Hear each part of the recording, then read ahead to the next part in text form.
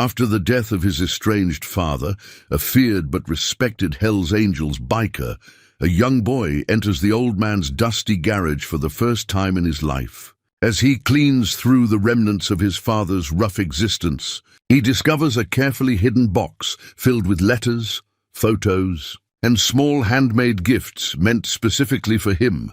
Undeniable proof of a deep love his father never managed to show while alive. The heartbreaking discovery forces the boy to see the complex man behind the intimidating leather and steel, completely changing how he remembers him forever. What would you do if you discovered your father's secret love had been hiding in plain sight all along? Before we jump back in, tell us where you're tuning in from. And if this story touches you, make sure you're subscribed, because tomorrow I've saved something extra special for you. The funeral had been 3 days ago, and 12-year-old Tommy Morrison still couldn't bring himself to cry. He sat on the front steps of his grandmother's house, watching the neighbors peek through their curtains at the motorcycles that occasionally rumbled past. Even in death, his father, Jake Reaper Morrison, commanded attention. Tommy barely remembered his dad. The man had been more legend than parent. Stories whispered in hushed tones about bar fights, midnight rides, and a reputation that made grown men step aside on sidewalks. The few memories Tommy possessed were fragments: the smell of leather and motor oil, the sound of Harley engines roaring to life, and his mother's tears after another argument that ended with a slammed door. "You need to clean out that garage before we put the house on the market," Grandma Rose said, settling beside him with her morning coffee. Her voice carried the weight of someone who had buried too many dreams. "I can't bear to go in there myself. 30 years of his life just sitting there collecting dust. The garage." Tommy had never been inside it. His father had kept it locked tighter than a bank vault, and even during the rare visits when Jake would show up drunk and remorseful, the garage remained forbidden territory. It was his father's sanctuary, the place where the notorious Hells Angel went to escape from a world that expected him to be either monster or myth. "What's in there?" Tommy asked, though he wasn't sure he wanted to know. "Tools, I suppose. That old Harley he was always tinkering with.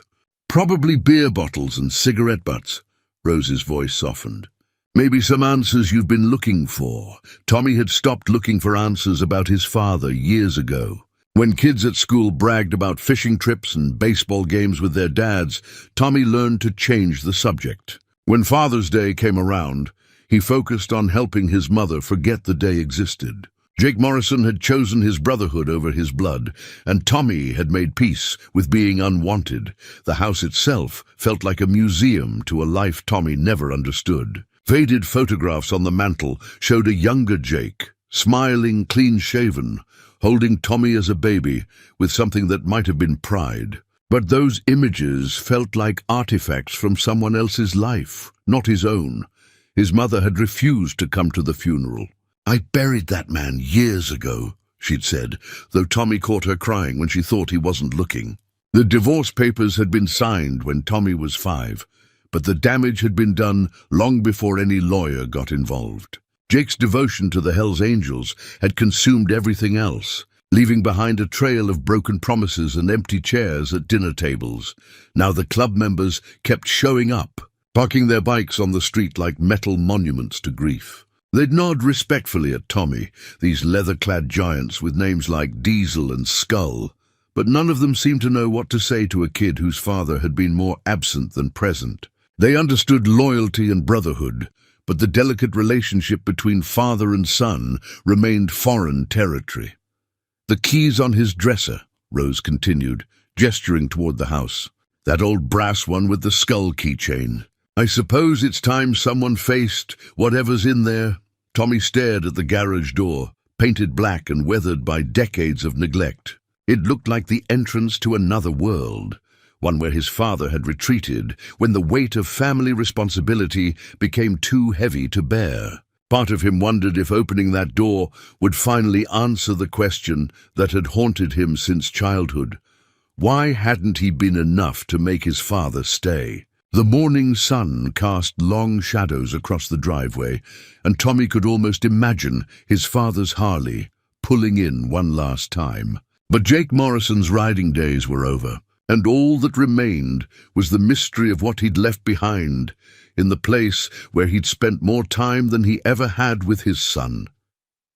"I'll do it today," Tommy said quietly. Rose squeezed his shoulder. "Take your time in there, sweetheart. Sometimes the dead have more to say than the living ever did." The brass key felt heavier than it should have in Tommy's small hand.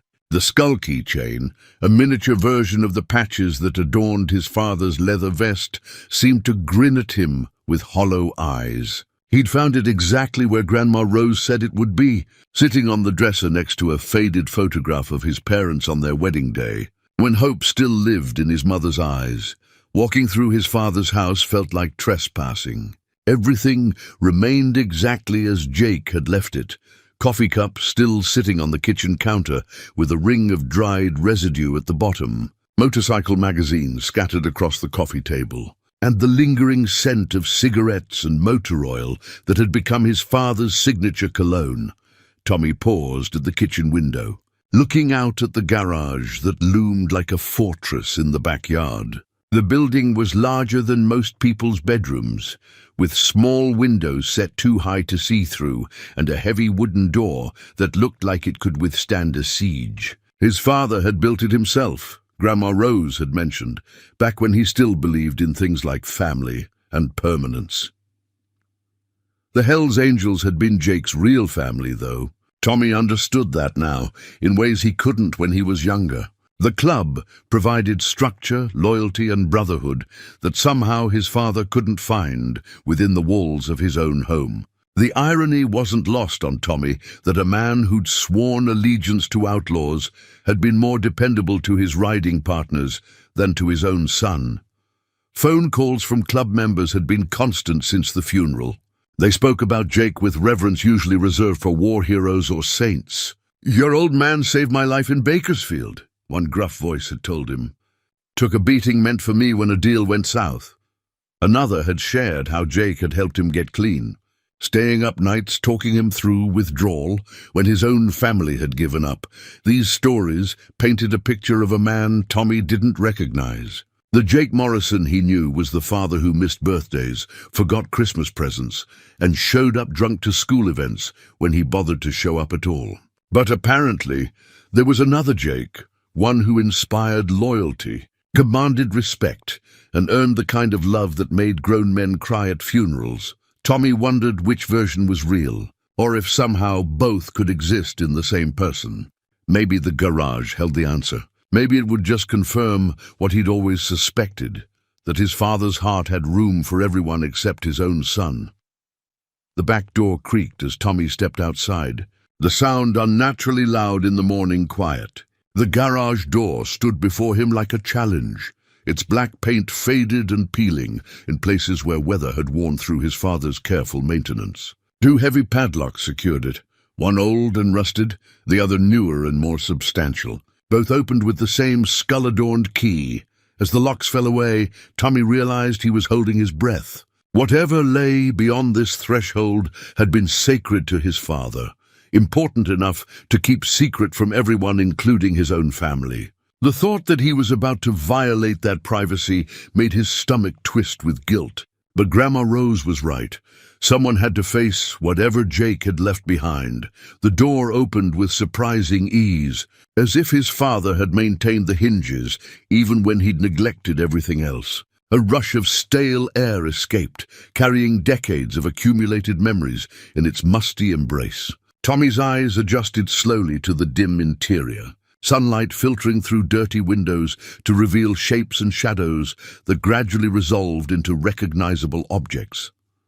The Harley sat in the center like a sleeping beast, chrome gleaming despite the dust that covered everything else. Tools hung in precise arrangements on pegboard walls, each implement in its designated place with the kind of order Tommy had never seen in his father's house. Workbenches lined the walls, covered with projects in various stages of completion, some motorcycle parts, others harder to identify in the half-light. But it was the smell that hit him hardest. Not just motor oil and metal, but something else. something that reminded him of the few times his father had hugged him. Brief moments when the leather jacket came off and underneath was just a man who smelled like soap and aftershave and something indefinably paternal. Tommy stepped inside, his sneakers silent on the concrete floor, and began the process of discovering who his father had really been. The garage was a cathedral of organized chaos. Every surface told a story Tommy had never been allowed to hear. Photographs were tacked to a bulletin board near the workbench, images of his father with other Hells Angels members, arms slung around each other's shoulders, down a drug operation that had infiltrated the club. Names, dates, testimony that had resulted in the conviction of 17 people, including high-ranking members of rival motorcycle clubs and cartel operators. Tommy read with growing disbelief as the truth unfolded on government letterhead. His father had spent 5 years gathering evidence, recording conversations, documenting criminal activities while maintaining his cover as a loyal Hells Angel. The operation had been so successful that it had dismantled an entire network responsible for moving millions of dollars worth of narcotics through California, but success came with a price. The final document in the pile was a threat assessment, detailing the contracts placed on Jake Morrison's life following the convictions. Multiple criminal organizations wanted him dead, and their reach extended far beyond prison walls. The FBI had offered complete relocation and new identities for Jake's entire family. According to the files, Jake had refused. He couldn't bear the thought of Tommy growing up without roots, without the grandmother who doted on him, without the community connections that gave a child stability. Instead, Jake had made a different choice, one that explained everything Tommy had never understood about his father's behavior. The agreement was detailed in official correspondence between Jake and his federal handlers. He would maintain minimal contact with his family to protect them from retaliation. He would continue living his established life, but under constant surveillance and with emergency protocols in place. Most importantly, he would never tell his wife or son the truth, because knowledge of his cooperation would make them targets. Subject Morrison understands that maintaining this arrangement requires significant personal sacrifice. Read 1 Psychological Evaluation. He has chosen to accept permanent estrangement from his family rather than risk their safety. Subject demonstrates unusual emotional strength in maintaining this facade while under considerable stress. A letter addressed to Tommy was tucked beneath the official documents, sealed but never sent. With trembling fingers, Tommy tore it open and began to read his father's words, written in the careful handwriting he'd come to recognize from the journal entries. "Son, if you're reading this, then I'm gone, and you've finally learned the truth I could never tell you while I was alive. I know you think I chose the club over you, but every day I chose you over everything else, including my own happiness. Every birthday I missed, every school play I couldn't attend, every night I couldn't tuck you in. Those weren't choices I made because I didn't love you. They were choices I made because I loved you more than my own life. The men I helped put in prison would kill you and your mother without hesitation if they knew what I did. My absence was the only thing keeping you safe. I know that's small comfort when you needed a father. But someday I hope you'll understand that being your father meant more to me than being in your life. I've watched you grow into the kind of man I always hoped you'd become. You're kind where I was hard, gentle where I was rough, honest where I had to live lies. You got your mother's heart just like I prayed you would. You're everything I wanted to be and everything I knew I could never become. The Hells Angels gave me a brotherhood, but you gave me a purpose. Every dangerous situation I walked into, every piece of evidence I gathered, every risk I took was for you and the world you deserve to inherit. A world where kids don't have to be afraid of men like the ones I helped put away. Tommy's vision blurred as tears he'd held back for days finally broke free. Tommy sat on the concrete floor of the garage, his father's letter clutched in his hands, and wept for the man he'd never truly known. The tears came in waves, first for the father he'd thought he'd lost, Then for the father he'd never realized he'd had. And finally for the terrible loneliness Jake Morrison must have carried every single day of his son's life. The garage felt different now, transformed from a shrine to abandonment into a monument to sacrifice. Every carefully organized tool, every preserved photograph, every undelivered gift took on new meaning. This wasn't the hideout of a man running from responsibility. It was the sanctuary of a father who loved so deeply that he'd chosen heartbreak over endangering his child. Tommy read the letter again, slower this time, absorbing details that painted a picture of heroism he'd never imagined possible. His father hadn't been a criminal. He'd been a hero, working undercover for years to dismantle organizations that destroyed communities and ruined lives. The very qualities that had made him seem dangerous to Tommy, the secretiveness, the unpredictability, the associations with rough men, had actually been the tools of someone fighting to make the world safer. The irony wasn't lost on him. All his life, Tommy had been embarrassed by his father's reputation, ashamed of the whispered stories about the notorious Hell's Angel who couldn't be bothered to show up for his own son's life. Now he learned that Jake Morrison had been more like a superhero than a deadbeat dad, living a double life not for selfish gain, but to protect innocent people, including his own family. But the revelation brought a different kind of pain. Tommy understood now why his father had never been able to explain his absences, never been able to offer comfort during the long nights when Tommy wondered why he wasn't worth his daddy's time. Jake had been bound by federal agreements and life-threatening secrets, forced to play the role of negligent father to protect the son who meant everything to him. Tommy picked up one of the wooden motorcycles his father had carved, turning it over in his hands. The detail was extraordinary. Every spoke on the wheels, every line of the engine, every piece of chrome lovingly rendered in miniature. These weren't the casual projects of a man with too much time on his hands. They were love letters carved in wood, each one representing hours of thinking about the son he couldn't hold. The calendar on the wall drew his attention again, but now the red circles looked different.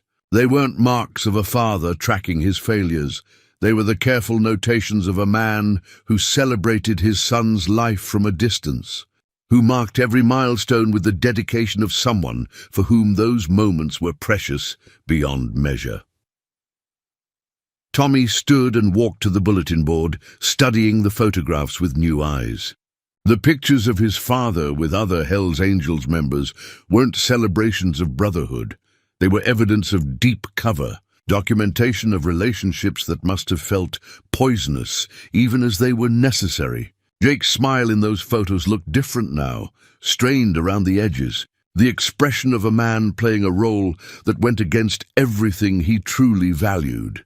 Hidden behind the group photos, Tommy discovered a smaller picture he'd missed before. It showed his father alone, sitting on his Harley in what looked like a desert setting. Jake's expression was unguarded, vulnerable in a way Tommy had never seen. On the back, someone had written, "After the Riverside arrests. 3 years of my life, but it was worth it to see those kids safe. The Riverside arrests." Tommy vaguely remembered news stories about a major drug bust that had happened when he was 8 or 9. He'd never connected it to his father, never imagined that the distant man who sometimes showed up for awkward dinners had been instrumental in an operation that had saved countless lives. In that moment, sitting in his father's secret workshop, surrounded by evidence of a love too dangerous to express openly, Tommy felt the foundations of his identity shifting. He wasn't the unwanted son of a selfish criminal. He was the cherished child of a man who'd given up everything, including the right to be known and loved by his own family, to keep evil at bay. The weight of that knowledge was almost unbearable. Tommy's exploration of the garage took on new urgency as he searched for more pieces of the puzzle his father had left behind. In a drawer beneath the workbench, he found a collection of newspaper clippings that documented the aftermath of various law enforcement operations. Headlines spoke of drug rings dismantled, weapons caches discovered, and dangerous criminals brought to justice. Jake's handwriting appeared in the margins, noting dates and connections that only someone with insider knowledge could have made. One article from 7 years ago caught Tommy's attention. Local drug ring targeting schools, shut down by federal task force. The story described how authorities had prevented a major distribution network from establishing operations near elementary and middle schools throughout the county. Reading between the lines of official statements, Tommy began to understand that his father's intelligence had likely been crucial to stopping drugs from reaching kids Tommy's own age.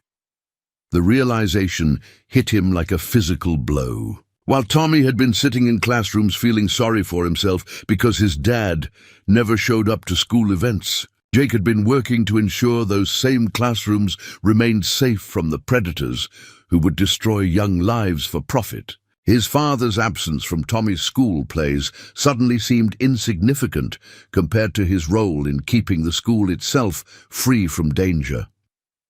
Behind the newspaper clippings, Tommy discovered a thick folder marked College Fund in his father's careful handwriting. Inside were bank statements showing regular deposits into an account Tommy had never known existed. The balance was staggering, more money than Tommy had ever imagined his family possessing. A note paperclip to the front explained everything in faces flushed with the kind of brotherhood that Tommy had always envied from a distance, but scattered among the motorcycle rally photos and group shots at various bars were other pictures that made Tommy's breath catch. There he was, as a toddler, sitting on what looked like a miniature motorcycle, his father's large hands steadying him from behind. The photo was faded and creased, as if it had been handled frequently. Beneath it, another image showed Tommy at maybe 6 years old, holding up a drawing of a motorcycle with "For Dad" written in crayon across the top. Tommy didn't remember giving his father that drawing. He didn't remember the miniature motorcycle or the patient hands keeping him safe. But here was proof that these moments had existed, preserved in a place where his father could look at them whenever he wanted. The workbench held projects in various stages of completion. Engine parts cleaned and ready for assembly. Chrome pieces polished to mirror brightness. But tucked between the mechanical components were wooden items that seemed out of place in this temple to steel and horsepower. A partially carved bird, its wings taking shape under careful knife work. A small wooden box with intricate patterns burned into its lid. A set of toy motorcycles, scaled down and painted with meticulous detail. Tommy picked up one of the miniature bikes, turning it over in his hands. The paint job matched his father's Harley exactly, down to the flames along the gas tank and the skull emblems on the fenders. Every detail was perfect, created with the same precision Jake brought to his real motorcycle maintenance. The toy felt substantial, made to last, made with love. A calendar hung on the wall, and Tommy's heart stopped when he realized what the red circles marked. His birthday. Every year for the past 7 years, circled in red ink. School events, too.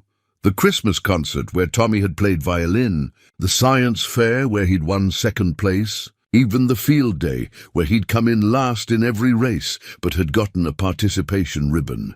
His father had been tracking his life from a distance, marking important dates like a general planning military campaigns. But instead of showing up, Jake had kept his vigil here in the garage. Among the tools and memories and half-finished projects that spoke of intentions never voiced. A pegboard near the calendar held keys, dozens of them, each tagged with careful handwriting. "Tommy's first bike," read one tag attached to a small silver key. "Emergency fund, bank box 247, cabin for when he's older." Each key represented a plan, a future consideration, a piece of fatherhood that Jake had prepared but never delivered. The realization hit Tommy like a physical blow. His father hadn't been absent by choice. He'd been absent by design. Every missing birthday, every skipped school event, every broken promise had been Jake's attempt to protect his son from the dangerous world he inhabited. The Hells Angels weren't just his brotherhood. They were his burden, and he'd carried it alone rather than risk Tommy being contaminated by association. Near the Harley, a small refrigerator hummed quietly. Tommy opened it to find not beer, as Grandma Rose had predicted, but carefully preserved school photos. Tommy's class pictures from kindergarten through 6th grade, each one protected in a plastic sleeve. His school reports were there too, filed chronologically in a folder marked My Boy. In his father's careful handwriting, every A+ was there. Every teacher's note about Tommy's good behavior and helpful attitude. Even the report from 3rd grade, when Tommy had been caught fighting with Billy Henderson, defending another kid from bullying. In the margin, his father had written in pencil, "Standing up for others. Proud of you." Tommy sank onto a wooden stool beside the workbench, overwhelmed by the weight of discovery. His father had been present in every way except physically. He'd celebrated Tommy's victories, worried about his struggles, and documented his growth with the dedication of the most devoted parent. But he'd done it all from this secret place, afraid that showing his love openly would somehow damage the son he cherished more than life itself. Tommy spent what felt like hours examining every corner of the garage, each discovery reshaping his understanding of the man he'd called father. Behind a stack of motorcycle magazines, he found a journal with entries dating back 12 years, starting the day Tommy was born. The handwriting was careful, deliberate, so different from the rough image Jake projected to the world. Day 1, he's perfect. 10 fingers, 10 toes, and lungs that could wake the dead. Sarah says he looks like me, but I hope he gets her heart instead of mine. Already worried about what kind of world I'm bringing him into.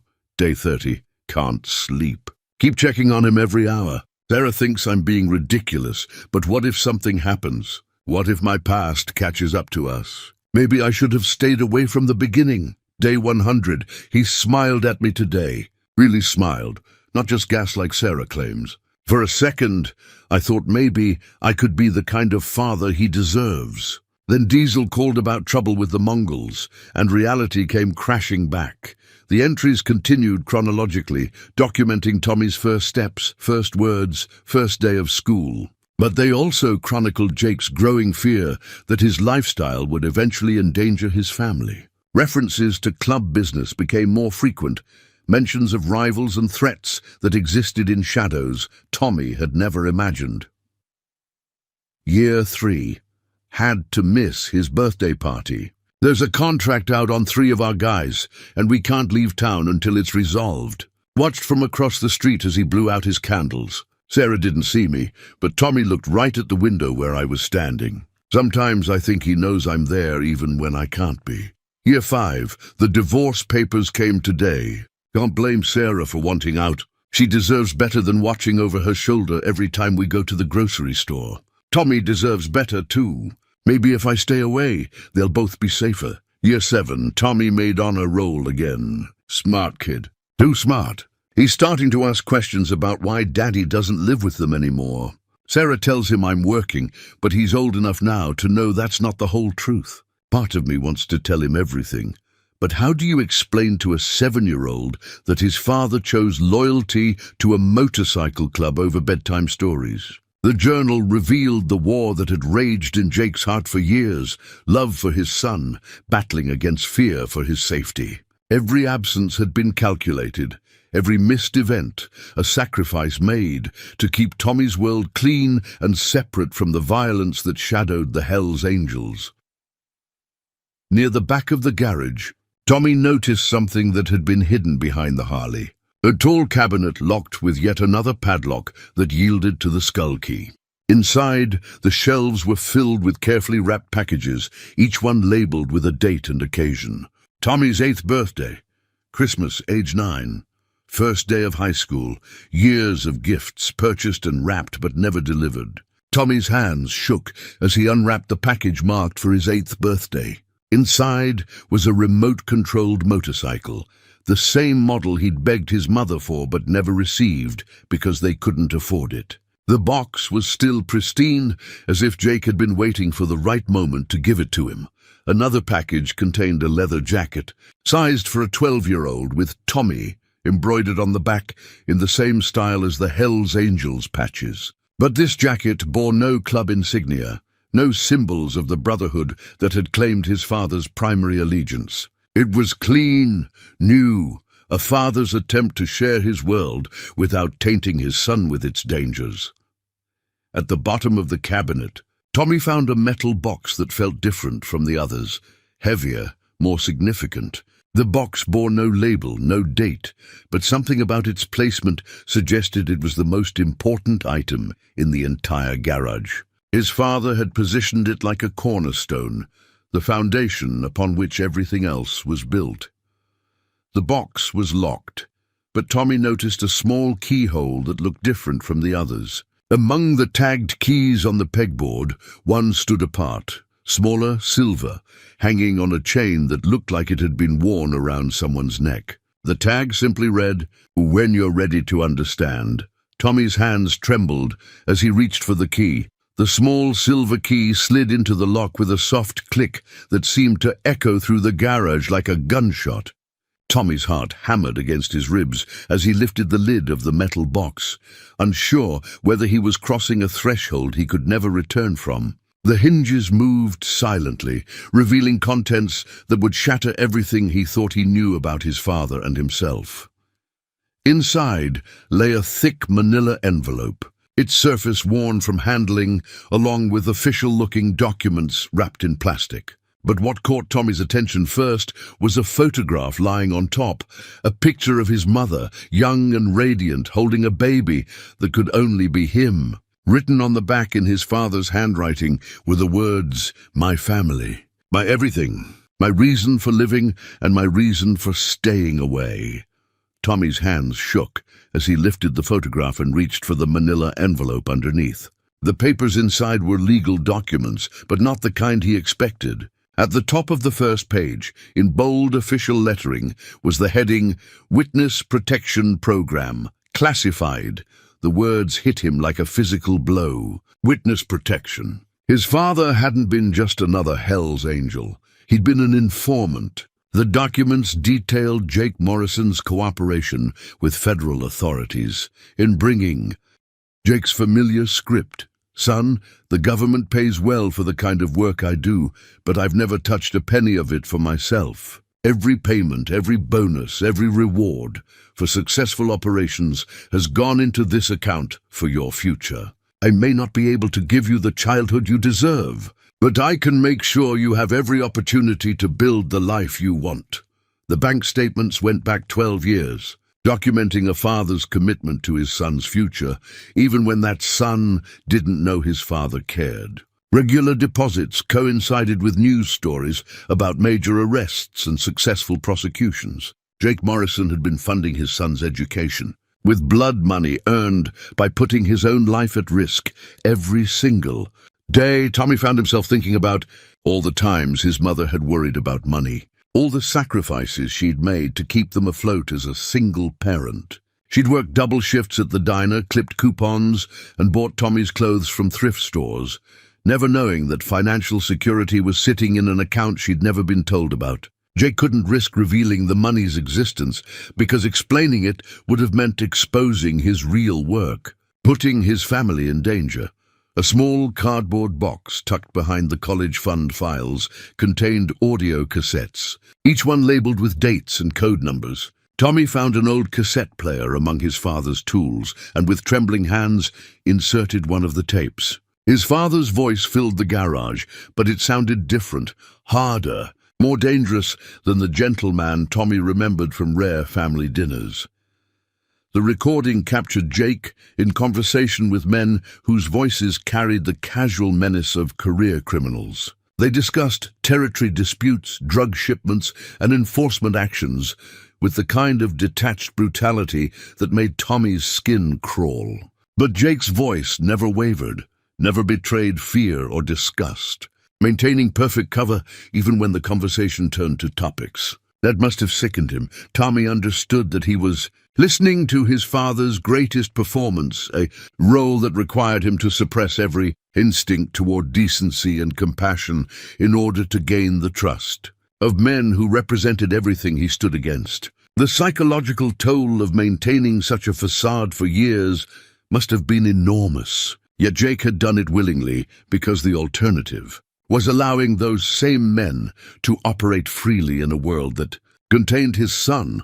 Another tape captured a different kind of conversation, Jake speaking quietly with what was obviously a federal handler, discussing strategies for gathering evidence without blowing his cover. The weariness in his father's voice was heartbreaking. The sound of a man pushed to his emotional limits, but determined to see his mission through. "I just want to finish this," Jake's voice said through the tinny speakers. "I want to put these people away and go home to my boy. I want to teach him to ride a bike and help him with his homework and be the father he deserves. But not until I know he'll be safe." Tommy sat in stunned silence as his father's recorded voice faded into static. The weight of everything he'd discovered pressed down on him like a physical force, making it hard to breathe in the suddenly stifling garage. He ejected the cassette with shaking hands, unable to process any more revelations about the man who had sacrificed everything for a son who'd grown up hating him. The afternoon sun had shifted, casting different shadows through the small windows, and Tommy realized he'd been in the garage for hours. Grandma Rose would be wondering where he was, probably assuming he'd gotten overwhelmed by the task of cleaning out his father's belongings. She had no idea that instead of clearing away the remnants of a disappointing life, Tommy had stumbled into evidence of heroism that would redefine everything he thought he knew about family, sacrifice, and love. But with the revelations came an enormous burden. Tommy now possessed secrets that could still endanger people if they fell into the wrong hands. The men his father had helped convict were in prison, but criminal organizations had long memories and loyal followers. The very knowledge that was healing Tommy's heart could potentially put him and his family at risk if it became public. He thought about his mother, Sarah, who had spent 12 years believing she'd married a man who chose criminal brotherhood over family responsibility. She'd carried the shame of that marriage, the weight of explaining to friends and neighbors why her husband was never around, why their son grew up without a father's presence. All this time, she'd been the wife of a hero, but she could never be allowed to know it.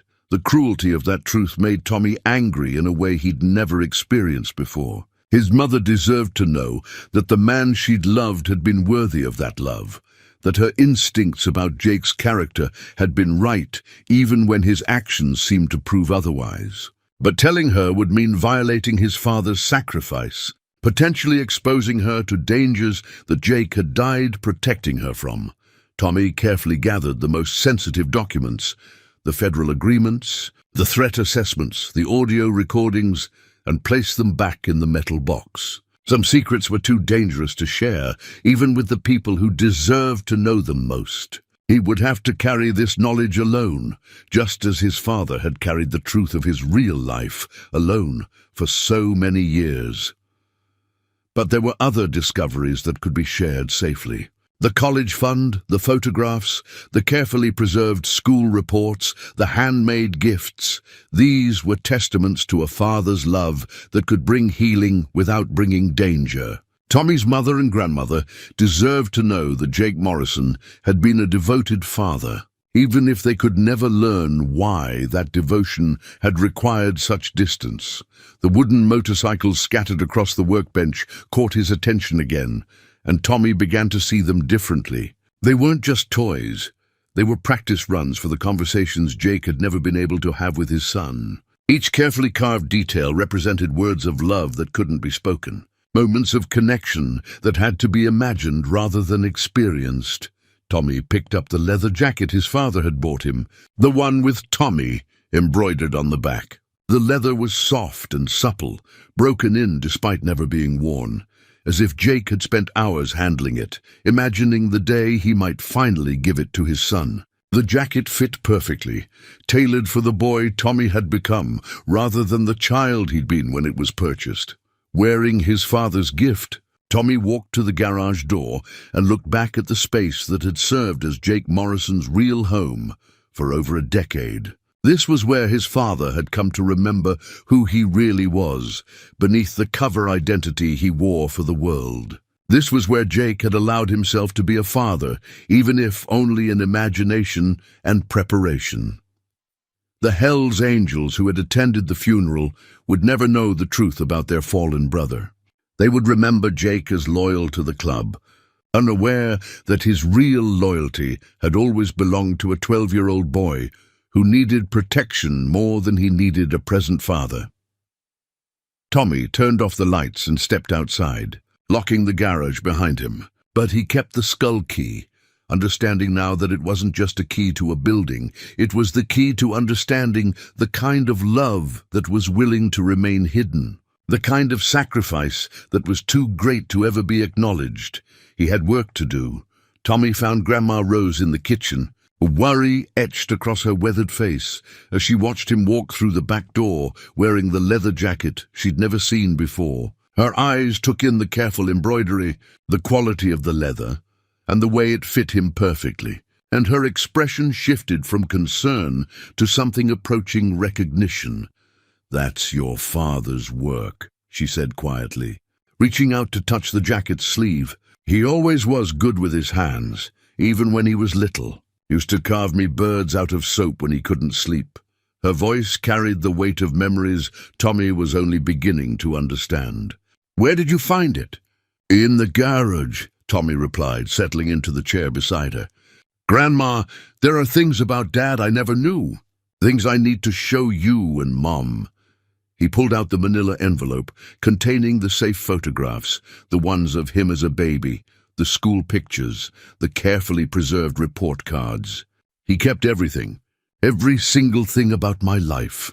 Rose's hands trembled as she examined the photographs, her eyes filling with tears she'd held back since the funeral.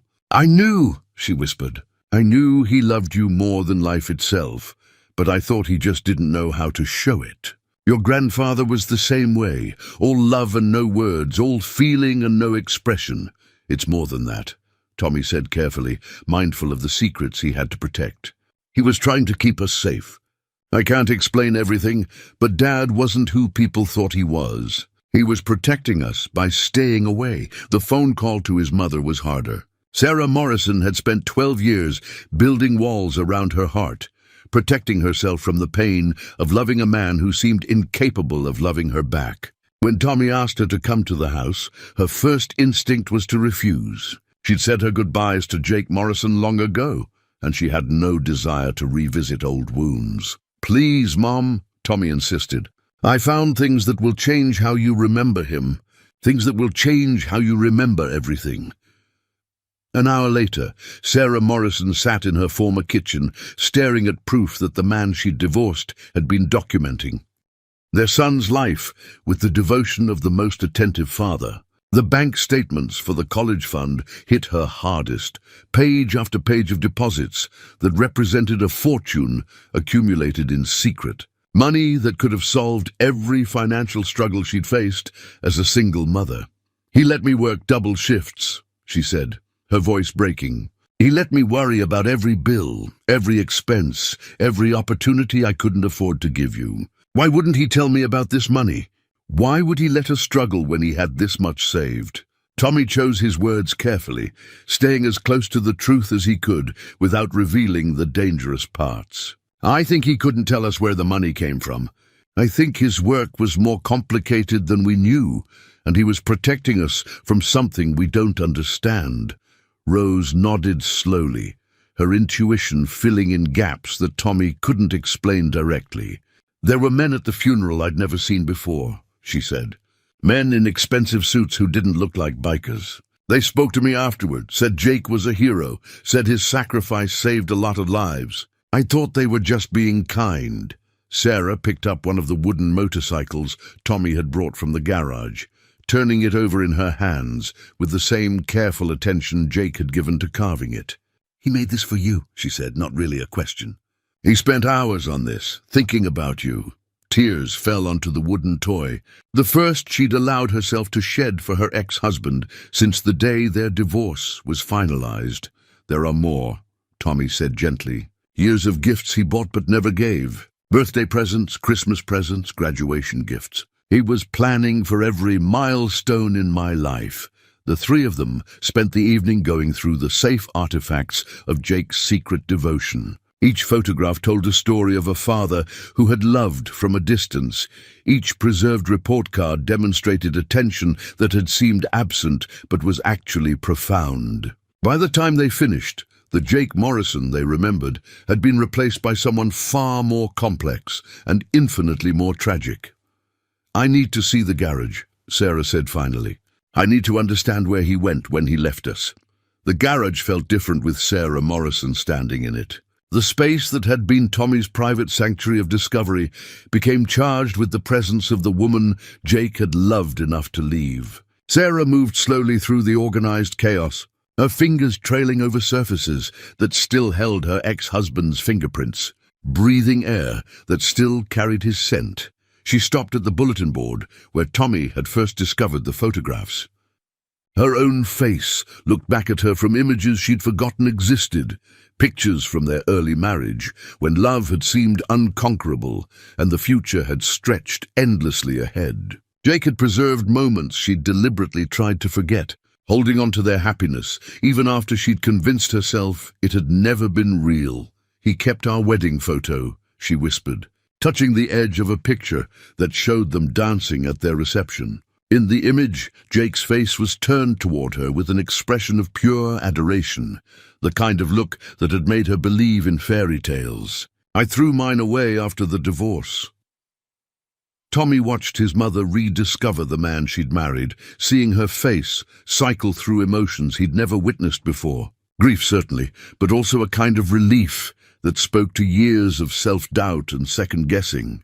She'd spent over a decade wondering if she'd made a mistake, if she'd given up too easily on a man who might have changed, if she'd been more patient. Sarah found the journal Tommy had discovered earlier, its pages chronicling Jake's internal war between love and duty. She read entries about their arguments, seeing for the first time how her anger and frustration had been interpreted by a man who couldn't defend himself without destroying the very thing he was trying to protect. Her demands for explanations, her ultimatums about choosing family over club, all of it took on new meaning when viewed through the lens of a man bound by federal agreements and mortal threats. He writes about the night I asked him to leave, she said, her voice barely audible. He says watching me pack his bags was the hardest thing he'd ever done, harder than any undercover assignment or dangerous situation he'd faced.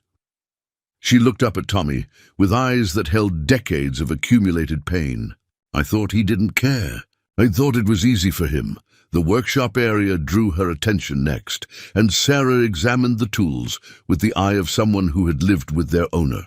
Everything was precisely organized, maintained with the care of a man who found peace in order and purpose in preparation. She recognized the patient attention to detail that Jake had brought to everything he touched. The same meticulous nature that had made him study her morning routine so he could have coffee ready when she woke up. Among the hand tools, Sarah discovered something that made her sink onto the wooden stool where Tommy had sat hours earlier. A partially completed jewelry box, its lid inlaid with delicate patterns that spelled out her name. Their workmanship was exquisite, every detail perfect. But the project was unfinished. Another gift that would never be delivered. Another expression of love that would remain forever incomplete. "He was making this for you," Tommy said, understanding immediately what his mother had found. "There are others.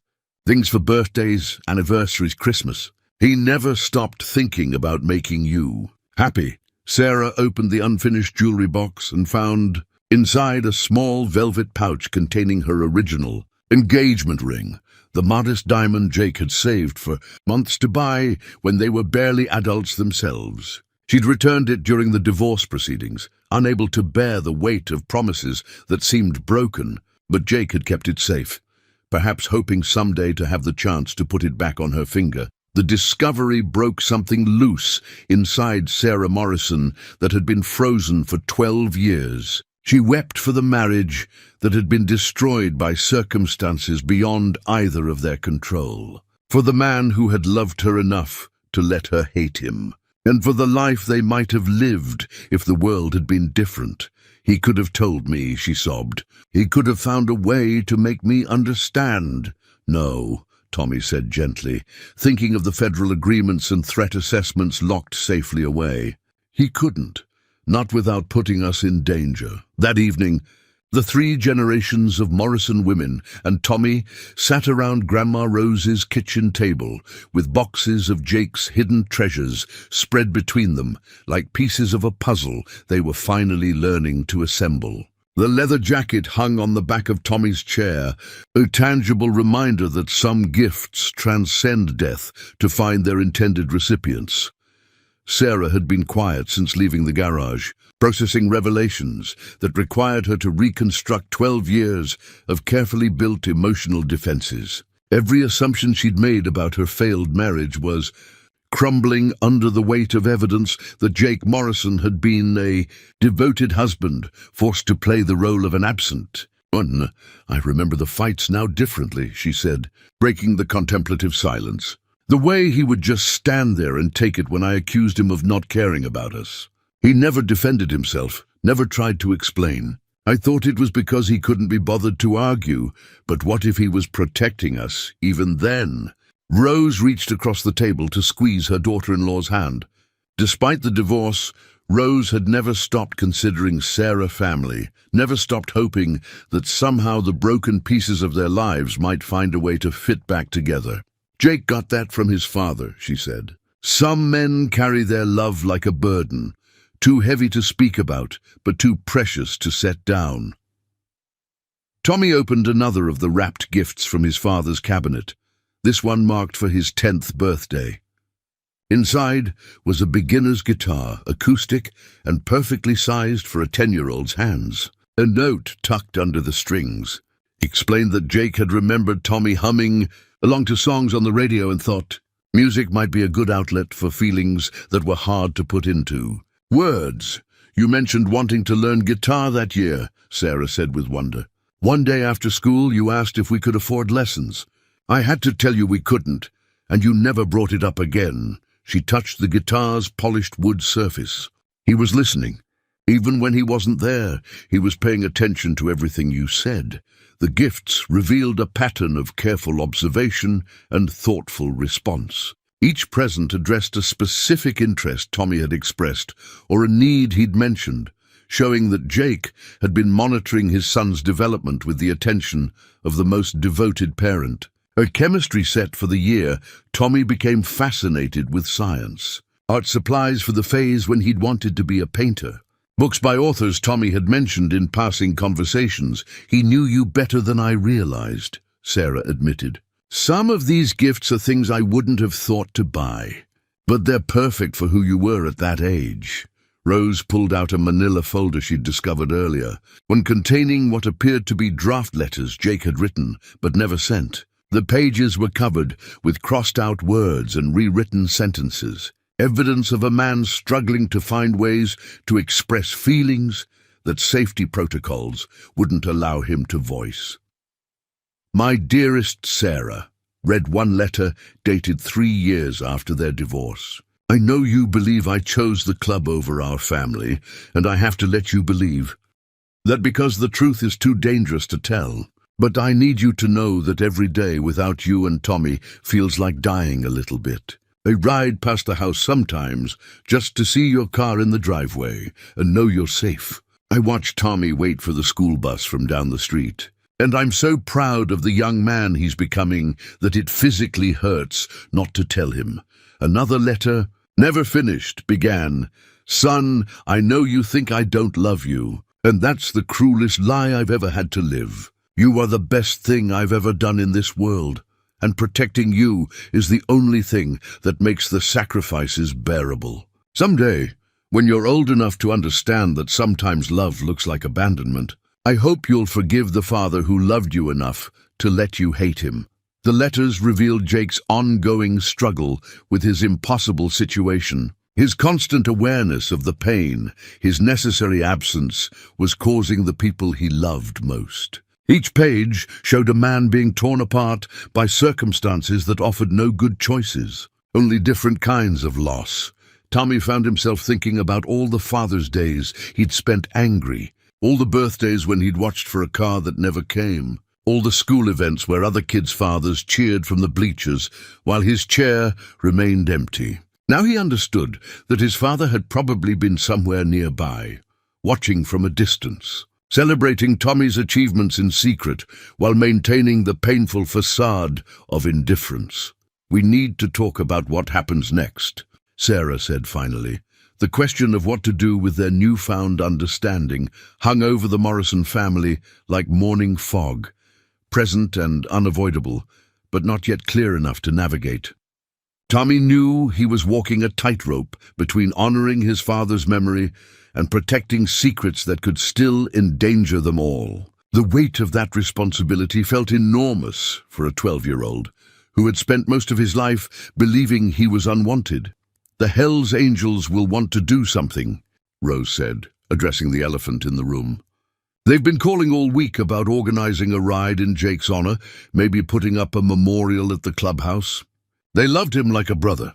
Tommy thought about the men who had attended his father's funeral, leather-clad giants with names like Diesel and Skull who had wept openly as Jake's casket was lowered into the ground. They were grieving a man they thought they knew, mourning a brother who had been living a lie for their entire relationship. How could Tommy honor his father's real legacy without betraying the very people Jake had deceived in service to justice? "Let them," Sarah said quietly. "Jake earned their love, even if it was under false pretenses. He was a good man playing a necessary role. The feelings were real, even if the circumstances weren't. But Tommy struggled with the complexity of his father's double life. The recordings he'd heard in the garage revealed a man who had genuinely cared about his club brothers, while simultaneously gathering evidence that would destroy their organization. Jake had attended their weddings, celebrated their children's births, and mourned their losses, all while preparing to send them to prison. "I keep thinking about the other kids," Tommy said, voicing thoughts that had been troubling him since his discoveries. "The ones whose dads got arrested because of what my father did. Their fathers are in prison, and they think my dad was their friend." It was a moral complexity that had no easy answers. Jake's work had protected countless innocent people, but it had also destroyed families whose only crime was association with the wrong organization. Children were growing up without fathers because Jake Morrison had done his job too well. Sarah reached across the table to take Tommy's hands. "Your father didn't create the situation those families are in. He just exposed it. The real criminals put their own children at risk the moment they chose illegal activities. Jake saved more families than he hurt." The conversation was interrupted by a knock at the front door. Through the window, Tommy could see 2 motorcycles parked in the driveway and recognized the massive figures of Diesel and Hammer, 2 of his father's closest associates in the Hells Angels. They stood on the porch with the respectful demeanor of men paying their condolences. But their presence sent a chill through Tommy as he remembered the federal warnings about ongoing threats. "I'll handle this," Rose said, but Tommy shook his head. "No, they're here for me. They want to make sure Jake's son is taken care of." He thought about the college fund his father had accumulated, the financial security that had been earned through years of dangerous deception. "I need to face them."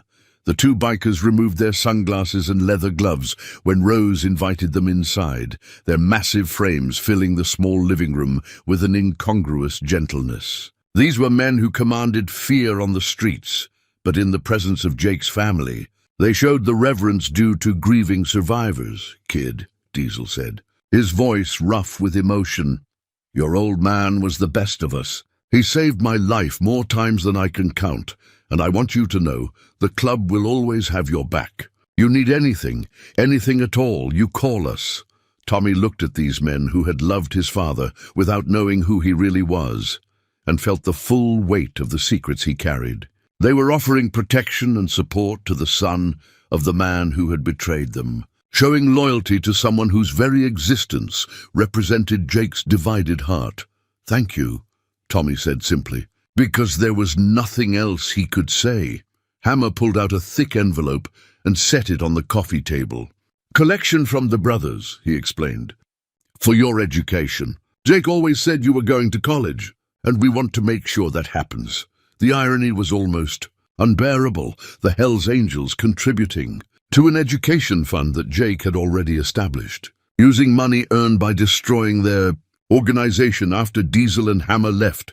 Tommy felt the weight of their kindness pressing against his chest like a physical burden. The envelope they'd left contained over $3,000 in cash, money contributed by men who worked honest jobs alongside their club activities, pooling resources to help the son of a man they'd trusted with their lives. "I can't keep this," Tommy said, staring at the bills scattered across the coffee table. "It feels like stealing."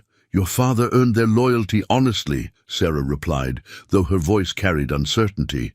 Whatever else was happening, he was their friend. That much was real. But Tommy wasn't sure where Jake Morrison's authentic feelings ended and his federal cover began. The journal entries suggested genuine affection for his club brothers, but they also revealed the constant mental calculations required to maintain his deception. How could love be real when it was built on lies, even necessary ones? Rose had been quiet since the biker's visit, her weathered hands worrying at the hem of her apron in a gesture Tommy recognized from childhood. Finally, she spoke the fear that had been growing in all their hearts since the afternoon's discoveries. "What if someone finds out?" she asked. "What if the wrong people learn that Jake was working with the federal government? What happens to us then?" It was the question Tommy had been dreading, the one that transformed his father's heroism from a source of pride into a potential death sentence. The men Jake had helped convict were still in prison, but criminal organizations had long memories and patient plans for revenge. The very evidence that was healing Tommy's heart could paint targets on his family's backs. "Nobody's going to find out," Sarah said with more confidence than she felt. "We don't tell anyone else. The dangerous stuff stays locked away, and we only share the parts that can't hurt us." But Tommy was beginning to understand that secrets had a way of revealing themselves, especially when they were big enough to matter. The federal agents who had attended his father's funeral weren't there by accident. They were monitoring the situation, making sure Jake's cover remained intact even in death. Their presence meant that other people were watching too. People who might draw different conclusions from the same evidence. That night, Tommy lay in his bed at Grandma Rose's house, staring at the ceiling and thinking about the impossibility of his father's position. Jake Morrison had been forced to choose between being a good man and appearing to be one, and he'd chosen goodness over reputation every single time. But the cost had been everything. His marriage, his relationship with his son, his ability to be known and loved for who he really was. The next morning brought a phone call that changed everything. Sarah answered on the second ring, her face going pale as she listened to the voice on the other end. When she hung up, her hands were shaking. "That was a federal agent," she said. "Agent Martinez. He wants to meet with us this afternoon. He says there are things about Jake's death we need to discuss." Tommy felt his stomach drop. The careful world they'd been constructing around their safe discoveries was about to be invaded by the larger realities of his father's actual life. Agent Martinez's call meant that the federal government had been watching them, waiting to see how much they would figure out on their own. "Do we have to go?" Tommy asked, though he already knew the answer. "We don't have a choice," Sarah replied. "If they want to talk to us, it means we're already involved, whether we like it or not." The meeting was scheduled for 2 o'clock at a restaurant across town. Public enough to seem casual, private enough for sensitive conversations. Agent Martinez had been polite but firm. The Morrison family needed to understand certain aspects of Jake's death that hadn't been included in the official reports. As they prepared to leave for the meeting, Tommy gathered the most sensitive documents from the garage and locked them in the metal box again. Whatever Agent Martinez wanted to discuss, Tommy suspected it would make their discoveries seem simple by comparison.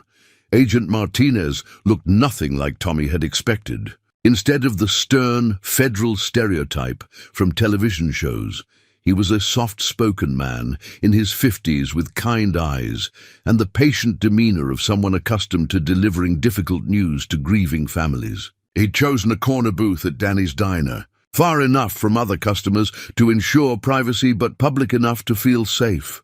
"I appreciate you coming," he said, as Tommy, Sarah, and Rose settled across from him. "I know this is a difficult time, and I wish we could have given you more space to grieve. But circumstances have forced our hand." Tommy noticed how Agent Martinez's eyes kept scanning the restaurant, checking faces and monitoring the entrance with the automatic vigilance of someone whose job required constant awareness of potential threats. It was a behavior Tommy now recognized from his father's few visits, the way Jake had always positioned himself with clear sightlines to exits and approaches. "You found things in Jake's garage," Martinez continued, and it wasn't a question. "We've been monitoring the situation, hoping you would discover enough to understand why certain precautions are necessary." Sarah's face hardened. "You've been watching us?" "For your protection," Martinez replied gently. "Jake Morrison wasn't just any informant. He was our most successful deep-cover operative, responsible for dismantling criminal networks worth hundreds of millions of dollars. The people he helped convict have been planning their revenge for years."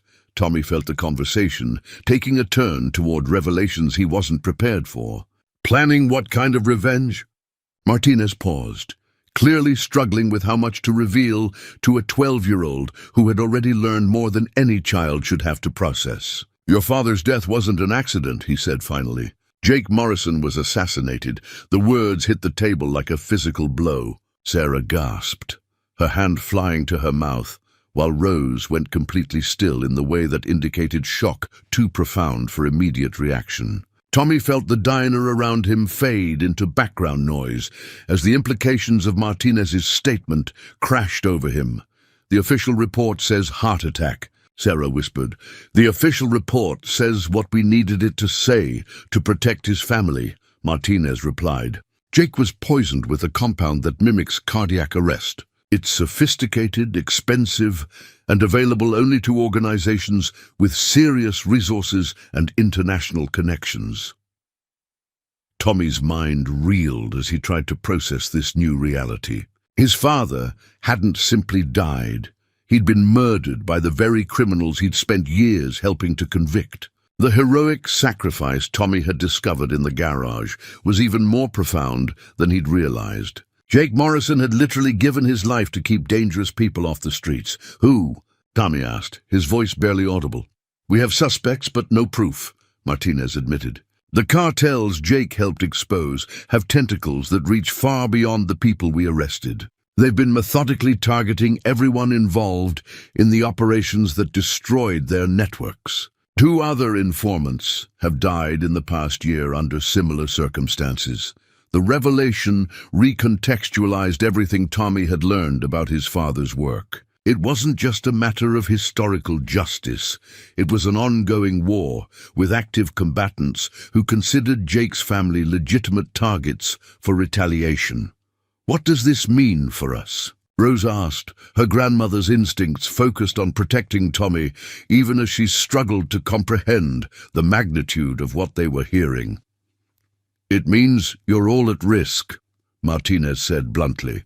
"Jake's death was meant to send a message, but it was also meant to draw you out. They're watching to see how much you know, whether you've discovered evidence that could implicate them in the assassination." Tommy thought about the metal box hidden in his father's garage, filled with documents that could destroy what remained of the criminal organizations Jake had infiltrated. His father had been killed for his cooperation with federal authorities, and now Tommy possessed evidence that could make him the next target.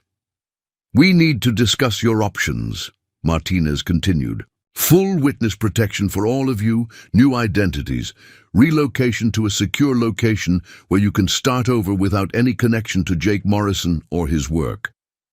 "Leave everything?"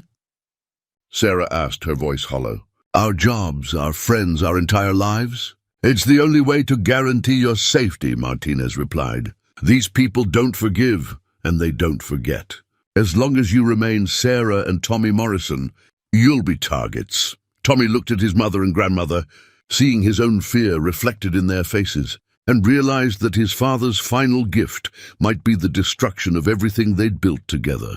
The drive home from Danny's diner passed in stunned silence. Each member of the Morrison family lost in their own thoughts about Agent Martinez's devastating revelations. Tommy stared out the window at familiar streets that now felt foreign and dangerous, wondering if the men who had killed his father were watching from behind tinted windows or following at a careful distance. Sarah gripped the steering wheel with white knuckles, her mind racing through the impossible calculations of their situation. Witness protection meant safety, but it also meant erasing 12 years of rebuilding her life after Jake's abandonment. Her job at the medical clinic, the small house she'd finally managed to buy, the community connections that had sustained her through single motherhood, all of it would disappear as completely as if it had never existed.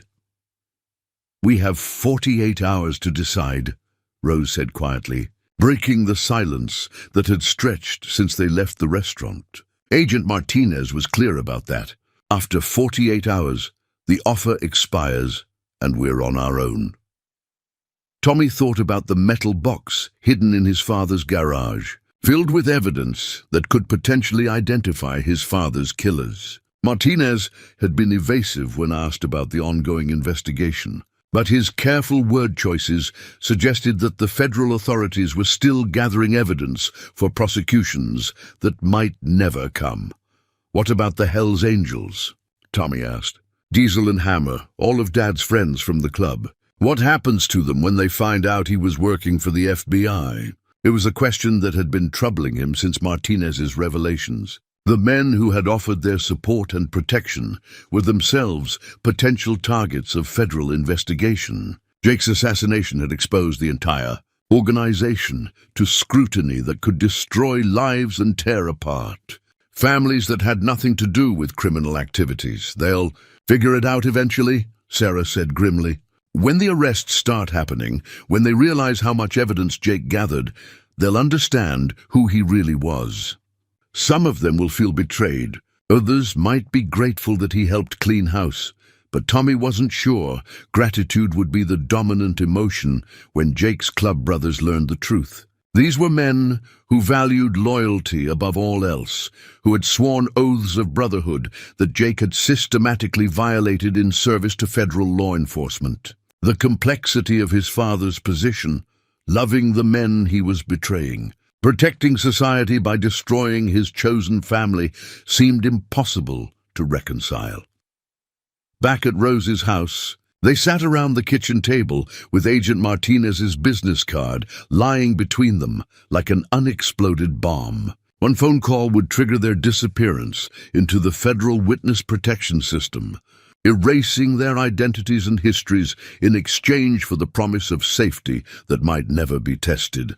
"I keep thinking about the garage," Tommy said. "All of Dad's things, all the evidence of who he really was. If we disappear, what happens to it?" "The federal government will clean it out," Sarah replied. "They'll make sure nothing dangerous remains, but everything else will probably be destroyed. Your father's real story will die with us." The thought of his father's carefully preserved memories being discarded like trash made Tommy's chest tight with grief. Jake Morrison had documented his son's life with the devotion of the most loving parent, creating a shrine to family connections that had been maintained in secret for over a decade. Those artifacts represented the only proof that Jake's love had been real and constant, despite the circumstances that had made it impossible to express. "There's another option," Tommy said slowly, an idea forming that scared him even as it took shape. "We could finish what Dad started." Sarah looked at her son with alarm. "Tommy, you're 12 years old. This isn't a game or a movie. These are dangerous people who kill anyone who threatens them. But they already think we're a threat," Tommy replied. "Martinez said they're watching us, waiting to see what we know. They're going to come for us eventually, whether we hide or not," Rose reached across the table to take Tommy's hand. "What are you thinking, sweetheart?" "I'm thinking Dad gathered enough evidence to destroy them, but he died before he could finish the job. Maybe we can give the federal government what they need to arrest the people who killed him." That night, Tommy couldn't sleep. He lay in the guest bedroom at Grandma Rose's house, listening to the unfamiliar sounds of a neighborhood he'd never paid attention to before. Every car that passed made him wonder if it was slowing down. Every shadow beyond the window made him think of watchers with deadly intentions. But more than fear, he felt anger. His father had spent years sacrificing everything to protect people like Tommy from the criminals who destroyed communities and ruined lives. Jake Morrison had died believing his work was unfinished, that the evidence he'd gathered might never be enough to bring down the organizations that had ultimately killed him. Around midnight, Tommy crept downstairs and found his mother sitting at the kitchen table with a cup of untouched coffee, staring at Agent Martinez's business card. Her face showed the exhaustion of someone trying to solve an impossible equation with too many variables and no acceptable solutions. "Can't sleep either?" she asked softly. "Mom, what if we could make them pay for what they did to Dad?" Sarah looked at her 12-year-old son and saw something in his expression that reminded her powerfully of Jake in his younger years. The same intensity, the same unwillingness to accept injustice, even when fighting it meant personal cost. "Tommy, I understand why you want that, but we're not trained federal agents. We're not equipped to take on criminal organizations that kill people for a living, but we have something they need," Tommy insisted. "Dad's evidence. The recordings, the documents, the proof of what these people did. Agent Martinez said they're still gathering evidence for prosecutions. What if we have the missing pieces?" It was true that Martinez had been evasive about the specifics of the ongoing investigation. His careful language suggested that while Jake's death was clearly an assassination, proving it in court was another matter entirely. The same sophistication that had made the poisoning look like a natural heart attack also made it nearly impossible to trace to its source.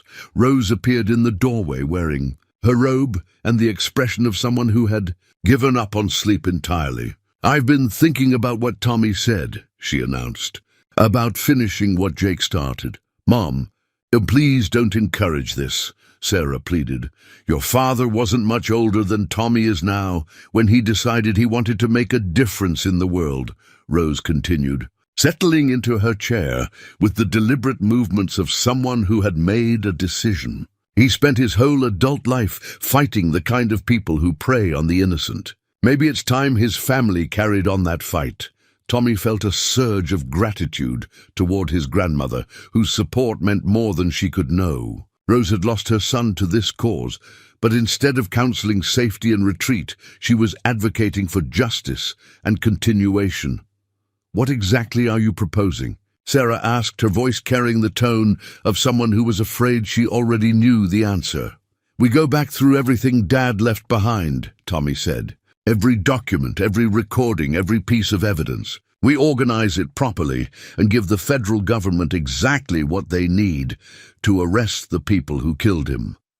"And what makes you think Jake didn't already do that?" "Because he's dead," Tommy replied with a clarity that surprised himself. "If the federal government had everything they needed, the people who killed Dad would already be in prison." "They're still free because something's missing," Rose nodded approvingly. "Jake always said that criminals count on good people being too afraid to fight back. He believed that evil succeeds when decent folks decide that safety is more important than justice." Sarah stared at her son and mother-in-law, recognizing that she was outnumbered by people who had inherited Jake Morrison's stubborn refusal to let wrongdoing go unpunished. Part of her wanted to call Agent Martinez immediately and accept witness protection for all of them. But another part, the part that had fallen in love with a man who fought for what was right, even when it cost him. Everything understood that running away wouldn't honor Jake's memory or protect future victims of the organizations that had killed him. "If we do this," she said slowly, We do it smart. We don't take any unnecessary risks, and we have exit strategies in place. Tommy felt his heart racing with excitement and terror in equal measure. They were going to fight back. The next morning, the Morrison family returned to Jake's garage with a new sense of purpose that transformed the space from memorial into mission headquarters. Tommy unlocked the metal box containing his father's most sensitive documents while Sarah and Rose began systematically cataloging every piece of evidence Jake had accumulated during his years undercover. The audio recordings proved most revealing when listened to, with the knowledge that Jake had been murdered. Conversations that had seemed like routine criminal planning took on sinister new meaning when viewed as potential evidence of assassination plots. On one tape, dated just 2 weeks before Jake's death, voices discussed cleaning up loose ends and sending messages that people will remember. "Listen to this," Sarah said, rewinding a section where Jake's voice could be heard, asking careful questions about methods of eliminating threats without leaving evidence. At the time, he'd probably been gathering intelligence about criminal techniques. In retrospect, it sounded like he'd been unknowingly documenting plans for his own murder. Tommy found himself studying his father's handwritten notes with new understanding. Jake had been meticulous about recording names, dates, and connections between criminal organizations, but his notes from the final months showed increasing paranoia. References to being watched, concerns about communication security, and contingency plans suggested Jake had sensed the danger closing in around him. "He knew," Rose said quietly, examining a journal entry from 3 weeks before Jake's death. "He writes here about feeling like prey, about wondering if he'd been made. He knew they were onto him." The revelation that Jake had died knowing his cover was blown added another layer of tragedy to his story. In his final weeks, he'd been isolated and afraid, unable to reach out to his family for support because doing so would have put them in immediate danger. He'd faced his killers alone, carrying the weight of secrets that could never be shared. Among the federal documents, Tommy discovered something that made his blood run cold. A threat assessment report dated 6 months before Jake's death specifically mentioned credible intelligence regarding planned retaliation against informant Morrison and associated family members. The federal government had known Jake's family was at risk, but they'd apparently been unable to prevent his assassination. "They knew this was going to happen," Tommy said, showing the document to his mother. "The FBI knew Dad was in danger, knew we might be targets, and they couldn't stop it." Sarah read the report with growing anger. The clinical language described her family as acceptable losses in the larger war against organized crime, quantifying their lives in terms of operational security and strategic value. Jake Morrison had been a valuable asset, but not valuable enough to provide the protection that might have saved his life.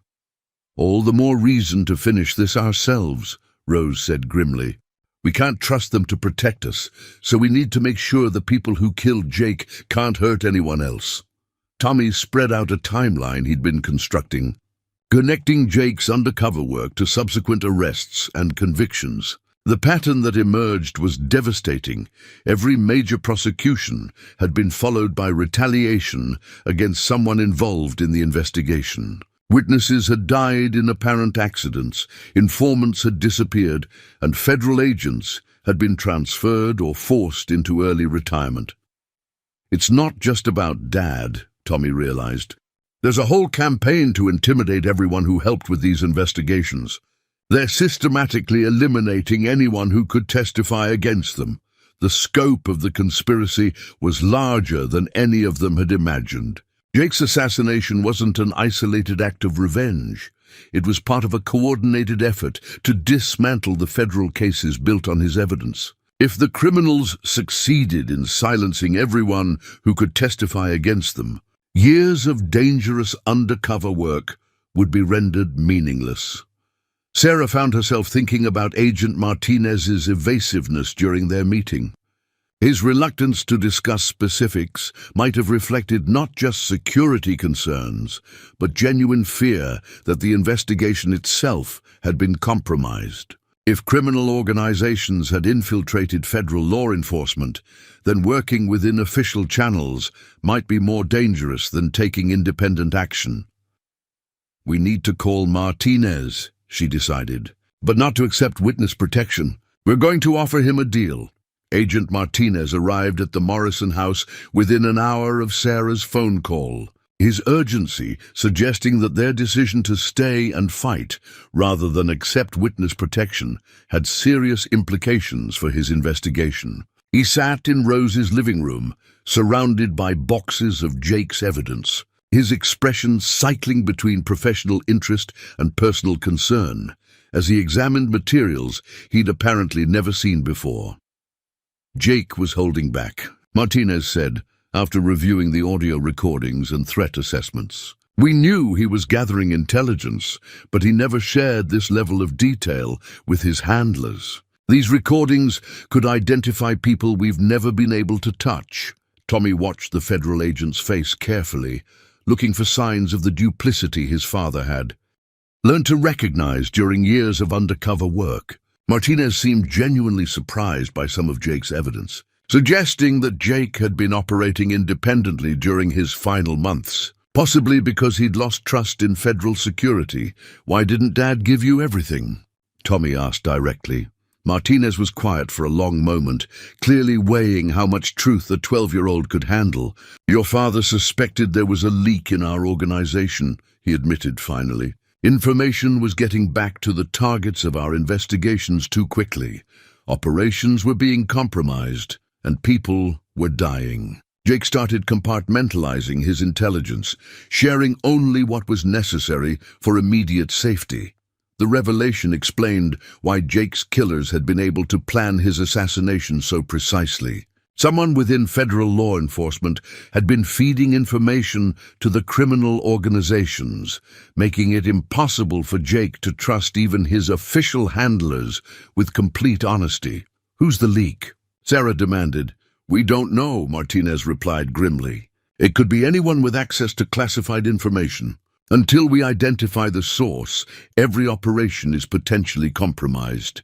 Rose leaned forward in her chair, her weathered hands folded in her lap, but her eyes sharp with intelligence that reminded Tommy powerfully of his father. "So you need our help as much as we need yours," she observed. "More than you know," Martinez admitted. "Jake's evidence might be the key to identifying the leak and building cases that can't be sabotaged from within. But we need to move carefully. If word gets out that his family is cooperating with federal authorities, you'll become immediate targets." Tommy felt the weight of responsibility settling on his shoulders like a lead blanket. His father had died trying to complete this mission, and now the success or failure of bringing his killers to justice might depend on a 12-year-old boy's courage and a family's willingness to risk everything for the sake of justice. "What do you need us to do?" Tommy asked. Martinez pulled out a digital recorder and set it on the coffee table between them. "I need you to tell me everything Jake said about his work, every conversation you remember, every detail that might seem insignificant. The leak has been feeding information to the criminals for months, maybe years. Jake might have mentioned something that could help us identify who it is."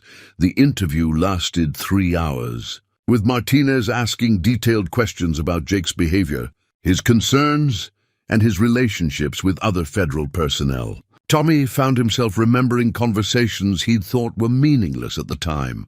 Jake's comments about trust, his warnings about being careful who you confide in, his paranoia about phone calls and electronic communications. "There was something else," Sarah said as the interview was winding down. "Jake mentioned a name once, someone he called the Inside Man. I thought he was talking about one of his criminal contacts, but what if he meant someone in your organization?" Martinez's expression sharpened with interest. "Did he give you any other details about this person?" "He said the Inside Man had access to everything, knew about operations before they happened, and was probably the reason so many good agents were getting killed." Sarah's voice grew stronger as the memory clarified. Jake said he was going to expose him, but he needed proof that couldn't be disputed.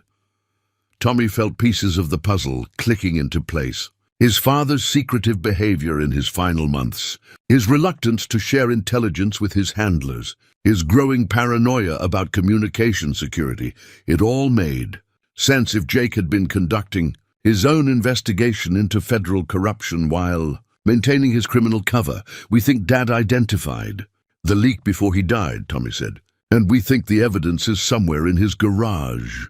Back in Jake's garage with Agent Martinez, Tommy felt like an archaeologist uncovering layers of his father's secret life. They had searched every obvious hiding place, toolboxes, file cabinets, the spaces behind photographs, and underneath workbenches. But Jake Morrison had been a man who understood that the most important secrets needed the most creative concealment.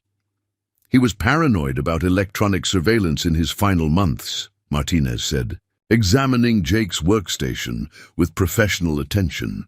If he discovered something about the leak, he would have hidden it somewhere that couldn't be detected by standard search techniques.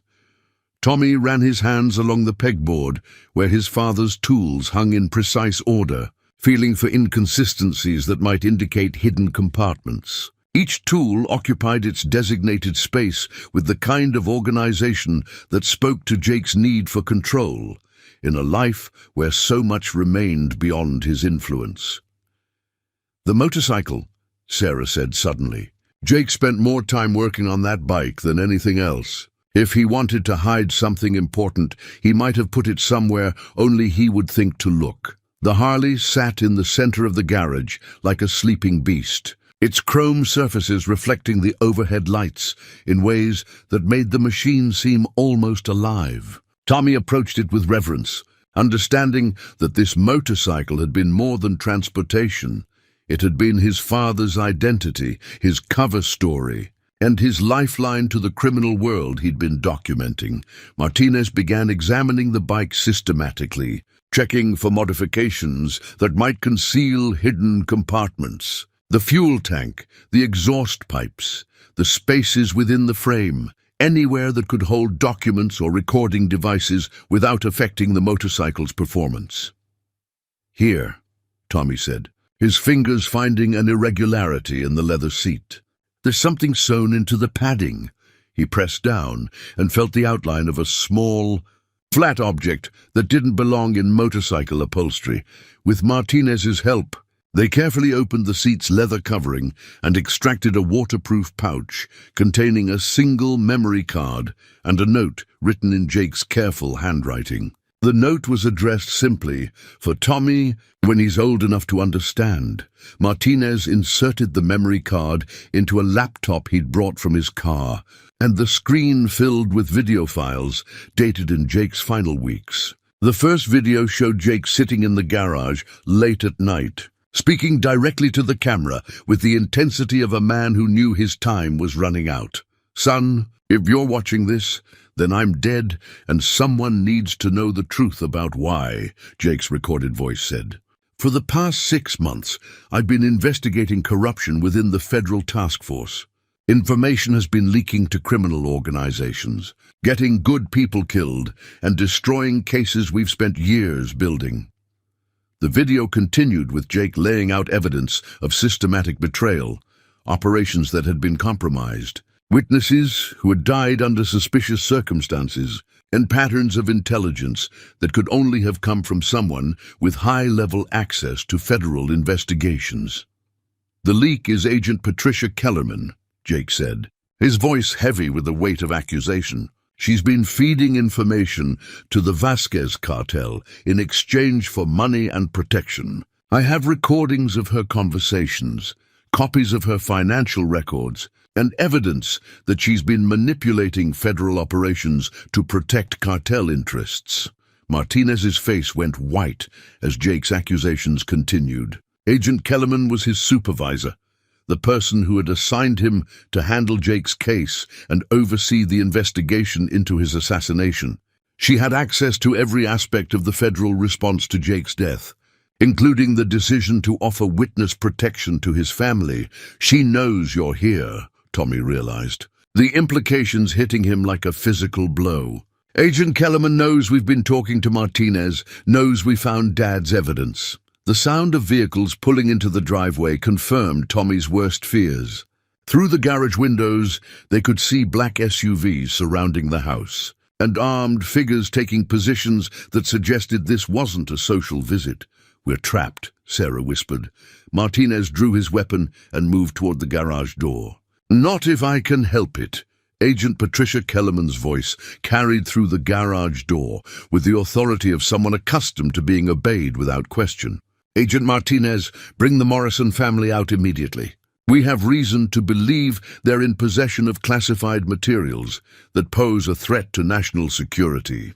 Tommy pressed himself against the wall beside his mother and grandmother, his heart hammering as he realized that the corrupt federal agent his father had died trying to expose was now standing just outside, demanding their surrender. The irony was devastating. They were being threatened by the very person whose job was supposed to be protecting them. Martinez kept his weapon trained on the garage door while speaking in urgent whispers. "There's a back exit through the workshop area. It leads to the alley behind the house. If you can get to my car, drive straight to the local police station and ask for Detective Williams. Tell him code blue and he'll know what to do." "What about you?" Sarah asked. "I'm going to buy you time," Martinez replied grimly. "Kellerman can't afford to let any of us leave here alive. She knows we have Jake's evidence, and she knows what it proves about her role in his assassination." The sound of boots on gravel indicated that Kellerman's team was moving into position around the garage. These weren't regular federal agents responding to an emergency. They were hand-picked operatives loyal to someone who had been betraying her oath for money and survival. Martinez," Kellerman called again. "You have 30 seconds to bring them out or we're coming in. Don't make this harder than it needs to be." Tommy clutched the memory card containing his father's final testimony, understanding that this small piece of technology represented the difference between justice and continued corruption. Jake Morrison had died to gather this evidence, and now it was Tommy's responsibility to ensure his father's sacrifice meant something. "The motorcycle," Rose whispered urgently. "Jake always said that Harley could outrun anything on the road. The keys are hanging right there."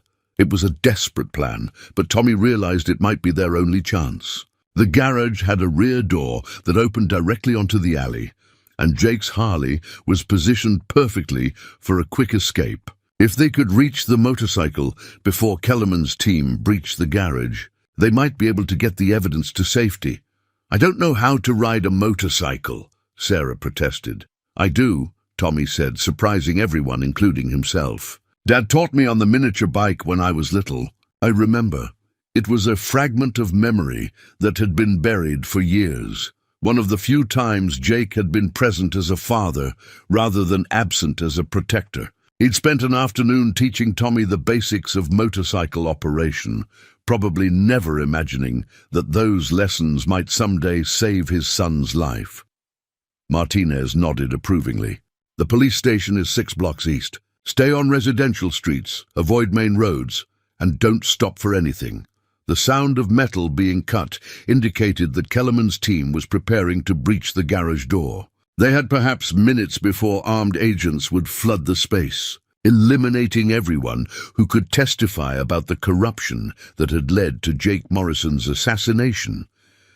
Tommy swung his leg over the Harley's seat, his hands finding the controls with muscle memory that transcended conscious thought. The motorcycle felt massive beneath him, but also familiar in ways that connected him directly to his father's world. Sarah climbed on behind him, her arms wrapping around his waist with the fierce protectiveness of a mother trusting her 12-year-old son with both their lives. Rose positioned herself behind Sarah, her weathered hands gripping tightly as she prepared for what might be her final ride. "Remember," Martinez said as Tommy found the ignition, "your father died to protect people like you from criminals like Kellerman. Don't let his sacrifice be meaningless. The garage door exploded inward just as Tommy kicked the Harley to life. The Harley roared to life with a sound that filled the garage like thunder, and Tommy gunned the engine toward the rear exit, just as armed figures poured through the demolished front door. Gunshots echoed behind them as Agent Martinez engaged Kellerman's team, buying precious seconds with his own life as the Morrison family burst through the back door into the alley. Tommy had never ridden a motorcycle at full speed, but Jake's training from years ago guided his hands and feet as if his father's spirit was riding alongside him. The Harley responded like a living thing, its powerful engine propelling them down the narrow alley while bullets sparked off trash cans and brick walls behind them. Left at the end, Sarah shouted over the engine noise, her arms tight around Tommy's waist as they careened toward the street. The police station is 6 blocks east.